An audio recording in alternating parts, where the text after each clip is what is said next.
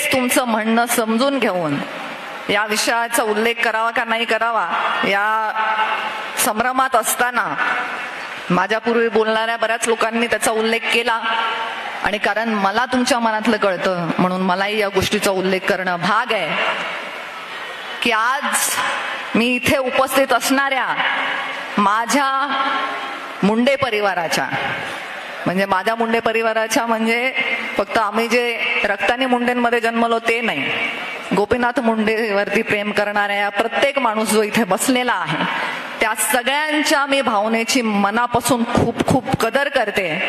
कारण आपला नेता हयात असताना त्याच्या समोर आपण शाईन मारण्यासाठी त्याचे फोटो लावले का नाही लावले ह्याच्यासाठी आंदोलन करणं, आक्रोश करणं, आवाज उठवणं हे तर कोणीही करतं. आज आपला नेता हयात नसताना त्याचा सन्मान, त्याची प्रतिष्ठा ही त्याच्या योग्यतेप्रमाणे जपली जावी ह्याच्यासाठी आवाज उचलणारे तुम्हाला माझा मनापासून सलाम आहे. तुम्हाला त्रिवार वंदन आहे. तुम्ही सगळे होतात, तुम्ही आम्हाला सांभाळून घेतलं म्हणून आजपर्यंतचा प्रवास झालेला आहे. इथून पुढचा प्रवासही आपल्याला सगळ्यांना एकत्र करायचा आहे.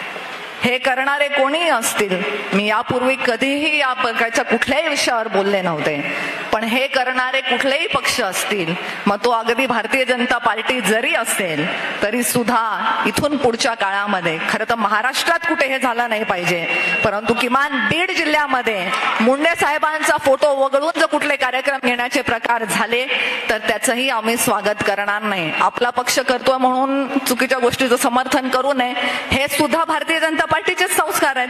त्यामुळे मी ह्याची विनंती करते, आज ही भूमिका स्पष्ट करणं मला वाटतं ही काळाची गरज होती. तुमच्या कोणाच्याही मनात ही खंत राहू नये म्हणून ह्याचा उल्लेख मला इथे आवर्जून करावासा वाटला.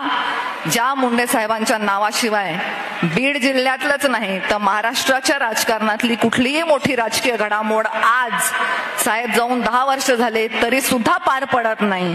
त्या मुंडे साहेबांचा प्रोटोकॉल मध्ये नाहीये फोटो, हे कारण खरंच मनाला पटणारं नाही. हा काही प्रशासकीय कार्यक्रम नव्हता की ज्याच्यावरती ठराविकच लोकांचे फोटो आले पाहिजेत. मला नाही वाटत आज जर आपण असं सांगितलं की नाही आमच्या जिल्ह्यात तुम्ही मुंडे साहेबांचा आणि पंकजाताईंचा फोटो टाकल्याशिवाय कुठलाही कार्यक्रम होणार नाही असं म्हणालो तर त्याच्यावर ऑब्जेक्शन घेण्याची कोणी काही त्याच्यावरती घेईल दखल असं मला वाटत नाही. त्यामुळे अशी कारणं, अशा सूचना कोणाकडूनही आल्या असतील तर त्या चुकीच्याच आहेत आणि इथून पुढच्या काळामध्ये अशा प्रकारचे गोष्टी घडू नयेत ह्याची खबरदारी सर्वांनी घेणं गरजेचं आहे. कारण हा विषय मंचावर बसलेल्या किंवा इथे काही खुर्च्या ऑक्युपाय केलेल्या लोकांपुरता मर्यादित नाहीये, तर हा सर्वसामान्य जनतेच्या मनातला विषय आहे आणि तो बोलणं मला वाटलं की माझी इथे गरज होती.